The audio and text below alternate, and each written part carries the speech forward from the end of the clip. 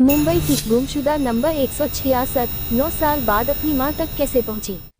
मैंने 9 सालों बाद अपनी मां को देखा और मैं उनकी गोद में सिर रखकर सो पाई। मैं आखिरकार बच निकलने में कामयाब हो गई। मैं बहुत खुश हूँ। बस सोचती हूँ कि काश पापा भी होते। मैं जब वापस आई तो मैं उन्हें तलाश रही थी, लेकिन मुझे वो नहीं मिले। ये कहना था 16 वर्षीय पूजा का, जिन्हें मुंबई की गुमशुदा बच्चियों की लिस्ट में गुमशुदा नंबर 166 नाम दिया गया था। मुंबई के अंधेरी उपनगर में रहने वाली पूजा गौड़ का साल 2013 में अपहरण हो गया था। उस वक्त पूजा की उम्र सिर्फ 7 साल थी। वो पहली कक्षा में पढ़ रही थी। साल 2013 की 22 जनवरी को पूजा स्कूल में जा ही रही थी कि उन्हें एक शख्स ने आइसक्रीम का लालच देकर अगवा कर लिया। इसके 9 साल बाद इस महीने की शुरुआत में पूजा की अपनी मां और 2 भाइयों से मुलाकात हुई है। एक बच्ची के लापता होने और 9 साल बाद वापस घर आने की कहानी। पूजा ने आखिरकार कही मन की बात। 7 महीने पहले फरवरी 2022 तक पूजा गौड़ अपना अपहरण करने वालों के साथ रह रही थी। वह मुंबई के समृद्ध इलाके पश्चिमी उपनगर में एक बच्चे की देखरेख करने का काम कर रही थी। यहाँ उनकी मुलाकात 35 वर्षीय महिला प्रमिला देवेंद्र से हुई, जो इसी घर में काम किया करती थी। यही काम करते हुए दोनों के बीच दोस्ती हो गई, लेकिन प्रमिला अक्सर पूजा को रोता हुआ देखती थी और उनका चेहरा उतरा हुआ रहता था। प्रमिला देवेंद्र बीबीसी को बताती हैं, मैंने सोचा कि उनके घर की स्थिति ठीक नहीं होगी और शायद उनकी अपने माता पिता से जमती नहीं होगी, तो मैं हमेशा उससे पूछा करती थी कि तुम लगातार रोती क्यों रहती हो, क्या हुआ है तुम्हें। उसने बताया कि उसके घर वाले उसे प्रताड़ित करते हैं। मैंने सोचा कि उसके घर का माहौल ठीक नहीं होगा, लेकिन इस घटना के 7 महीने बाद 2 अगस्त को पूजा ने हिम्मत करके प्रमिला को सब कुछ बता दिया। पूजा कहती है, मैंने प्रमिला दीदी को सब कुछ बता दिया कि मैं जिन लोगों के साथ रह रही हूँ वो मेरे असली माता पिता नहीं हैं। उन्होंने मुझे बचपन में अगवा कर लिया था जब मैं अपने स्कूल जा रही थी। मैंने अपना नाम YouTube पर खोजा, जिससे मुझे इस खबर से जुड़े कुछ वीडियोस मिले। मुझे तलाश करने के लिए पोस्टर छपवाए गए थे। इन पोस्टर में मोबाइल नंबर लिखे थे। पूजा की परेशानी का असल कारण जानकर प्रमिला हैरान रह गई। तब उन्होंने पूजा की मदद करने के बारे में सोचा।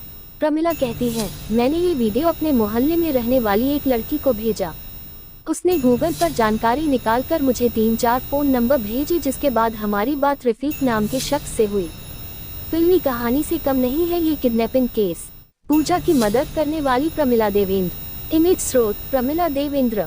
इमेज कैप्शन पूजा की मदद करने वाली प्रमिला देवेंद्र। प्रमिला का साहसिक कदम। पूजा का परिवार मुंबई के अंधेरी की झुग्गी बस्ती में रहता है और रफीक उनके पड़ोसी हैं। रफीक बीबीसी को बताते हैं, पूजा के पिता और मैंने उसे तलाशने में बहुत मेहनत की है। हम मुंबई के कोने कोने में गए, पड़ोसी राज्यों में भी तलाशा। पूजा के पिता गोवा, पंजाब, राजस्थान और जम्मू कश्मीर तक गए, लेकिन वो नहीं मिली। मुझे 3 अगस्त 2022 को प्रमिला का फोन आया। उसने कहा कि वह गुमशुदा बच्ची पूजा की मां से बात करना चाहती है। मैं काफी बेसब्र सा हो गया, क्योंकि पिछले सालों में कई लोगों ने ऐसे दावों के साथ हमसे संपर्क किया था, लेकिन असल में हमारी मुलाकात पूजा की जगह दूसरी लड़कियों से होती थी। इस वजह से मैंने तुरंत पूजा के परिवार को इस बारे में नहीं बताया। मैंने प्रमिला से कहा कि वह अगले दिन वीडियो कॉल करें। इसके बाद 4 अगस्त 2022 की सुबह पूजा काम पर पहुंची तो प्रमिला ने उन्हें बताया, हमें आपकी मां को वीडियो कॉल करनी है। इसके बाद प्रमिला ने लगभग 10 बजे रफीक को वीडियो कॉल किया।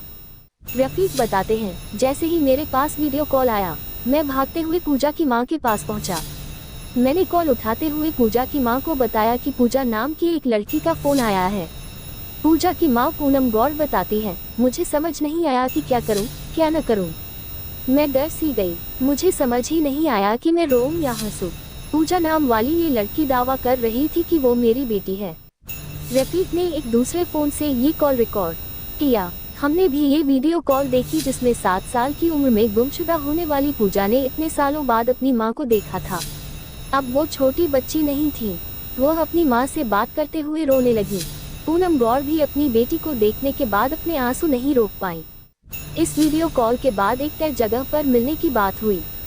प्रमिला ने पूजा की उनकी मां से मुलाकात करवाने के लिए अपने दोस्तों और रिश्तेदारों को भी बुला लिया।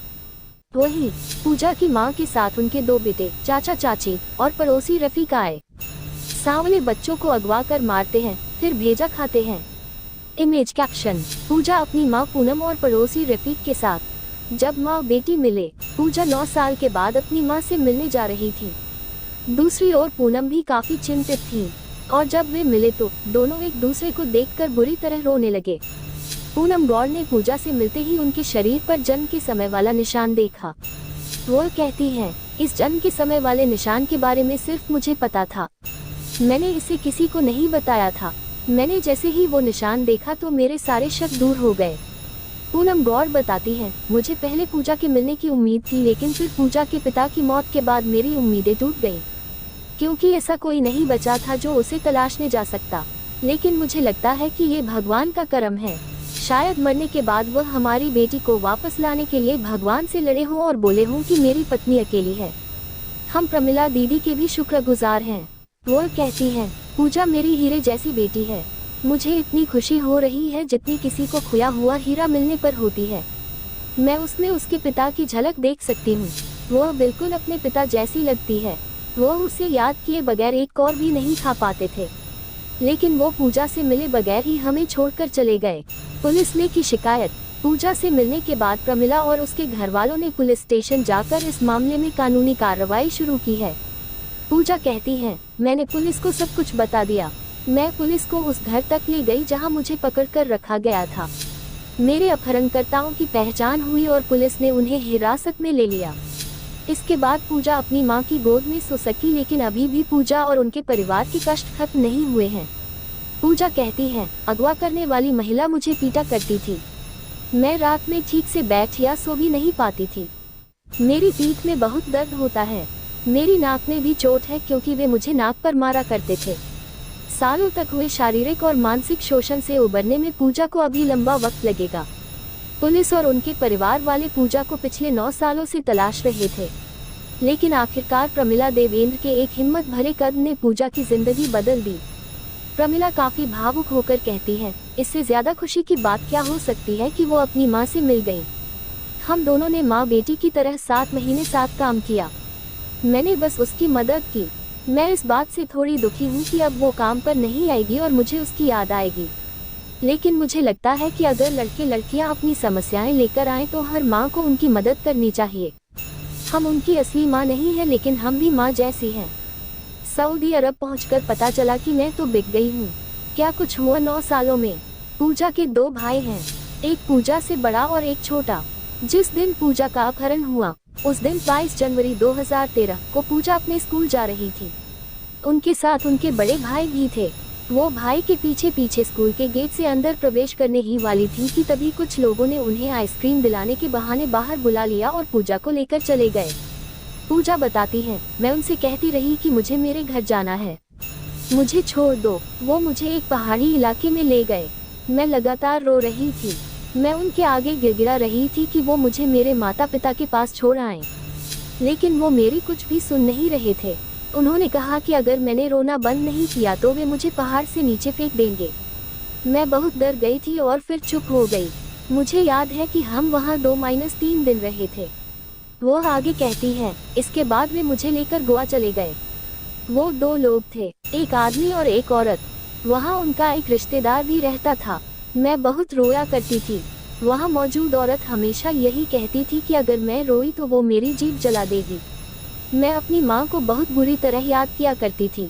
उन्होंने मेरा नाम पूजा से एनी कर दिया। इसके बाद वो मुझे रायचूर लेकर आ गए। मैं वहाँ हॉस्टल में रहती थी। वहाँ मैंने कक्षा 2 तक पढ़ाई की। पूजा के खोने की खबरें अखबारों में छपी थी। पूजा कहती है, साल 2015 में उनके यहाँ एक बेटी का जन्म हुआ और उसके बाद मेरे प्रति उनका व्यवहार एकदम से बदल गया। मुझे हॉस्टल से वापस बुला लिया गया और फिर मैं मुंबई आ गई। उस समय मैं 9 साल की थी। उन्होंने मुझे मारना शुरू कर दिया था। वो मुझे लगातार गालियाँ दिया करते थे। वो कभी मुझे बैट से मारते थे, कभी मुक्की से तो कभी लात से। वो मेरा सिर दे मारते थे। एक दिन उन्होंने निर्दयता की सारी हदें तोड़ते हुए मुझे बेलन से इस कदर मारा कि मेरी पूरी पीठ खून से लाल हो गई। बावजूद इसके वो मुझे किसी क्लिनिक तक नहीं ले गए। उस औरत ने मेरे घावों पर चूना मल दिया था। पूजा बताती है कि अपहरणकर्ता उनसे पूरे घर का काम करवाया करते थे। वो बताती हैं, वो हमेशा ताज़ा बना हुआ खाना खाया करते थे। मैं उनके लिए रोटियां सेंकती थी। भले ही मेरे हाथ जल जाए लेकिन फिर भी मुझे रोटियां सेंकनी होती थी। साल 2020 में मुझे बाहर जाकर काम करने को कहा गया। मैं करीब पूरे 24 घंटे ही काम करती रहती थी। वहाँ मैं कपड़े धोती थी, खाना बनाती थी और घर से जुड़े सारे छोटे बड़े काम किया करती थी। कुछ समय बाद मैंने वो काम छोड़ दिया। इसके बाद मैंने 12 घंटे वाली नौकरी कर ली। मुझे ये सब काम करके जो भी पगार मिलती थी वो मुझसे पूरी की पूरी ले ली जाती थी। मेरे पास 1 रुपया भी नहीं होता था। क्या पूजा ने भागने की कोशिश की? उस समय पूजा की उम्र सिर्फ 7 साल थी। पूजा बताती है कि कोई ना कोई हमेशा उनके साथ होता था और शुरुआत में उन्हें बाहर जाने की इजाज़त नहीं होती थी।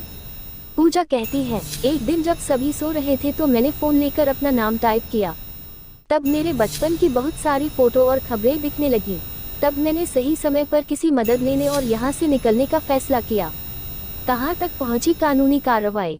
DN नगर पुलिस ने अपहरणकर्ताओं हैरी और सोनी डिसूजा के खिलाफ मामला दर्ज कर लिया है। वरिष्ठ पुलिस निरीक्षक मिलिंद कुर्डे बताते हैं कि अपहरण, धमकी, शारीरिक हिंसा, बाल श्रम सहित कई धाराओं के तहत मामला दर्ज किया गया है। पुलिस ने हैरी डिसूजा को गिरफ्तार कर लिया है, लेकिन पूजा का परिवार चाहता है कि सोनी डिसूजा को भी गिरफ्तार किया जाए, जो पूजा को मारा पीटा करती थी। पुलिस ने पूजा का बयान दर्ज कर लिया है, लेकिन बयान की जांच के लिए उन्हें कई बार पुलिस थाने भी बुलाया जाता है। पूजा की नई जिंदगी। पूजा अपनी मां और 2 भाइयों के साथ मुंबई उपनगर में 10x10 के एक कमरे में रहती हैं। ये एक स्लम इलाका है। उनके पिता की कैंसर के चलते 4 महीने पहले मौत हो गई। पूजा लौटने के बाद से अपने पिता को याद कर रही है। उन्होंने आखिरी बार 7 साल की उम्र में अपने पिता को देखा था। पूजा कहती है, पापा को उनके साथ होना चाहिए था। मैंने सोचा था कि मैं उनसे मिलूंगी। उनके ना होने का मुझे बहुत दुख है। फिलहाल पूजा के लिए अपने इलाके की कई चीजें नई हैं। बचपन में उन्हें जानने वाले कई लोग मिलने आ रहे हैं। जब से पूजा लौटी है तो उनके परिवार ने छोले बेचने वाली अपनी स्टॉल नहीं लगाई है। उनकी आर्थिक स्थिति ऐसी है कि अगर वो आज काम नहीं करते तो कल उनके पास खाने के लिए कुछ नहीं होगा। ऐसे में पूजा खुद छोले बेचने निकल पड़ी। पहले पूजा के पिता संतोष रेलवे स्टेशन के पास छोले बेचा करते थे। उनकी मौत के बाद पूजा की मां ने ये काम संभाला। परिवार का खर्च इसी से होने वाली आय से चलता है। पूजा मानती है कि उन्हें भी काम करके परिवार की मदद करनी चाहिए। वो पहले ही दूसरी जगहों पर घर का और बच्चों को संभालने का काम कर रही थी, लेकिन वो नाबालिग हैं और उन्हें काम करने की इजाज़त नहीं है। पूजा अधिकतर समय अपनी मां के साथ गुजारती हैं। उनकी मां पूजा के लिए बहुत कुछ करना चाहती हैं। पूजा अपनी मां के साथ घर के कामों में मदद करती है। जब मां घर पर नहीं रहती तो छोटा भाई और आंटी उनके साथ रहते हैं। वो किसी के साथ ही बाहर जाती है। ये सच है कि कोई भी पूजा और उनके परिवार के वो 9 साल वापस नहीं ला सकता। वो खालीपन कभी नहीं भरेगा, लेकिन फिर भी पूजा और उनकी मां ने नई उम्मीदों के साथ एक नई जिंदगी शुरू की है।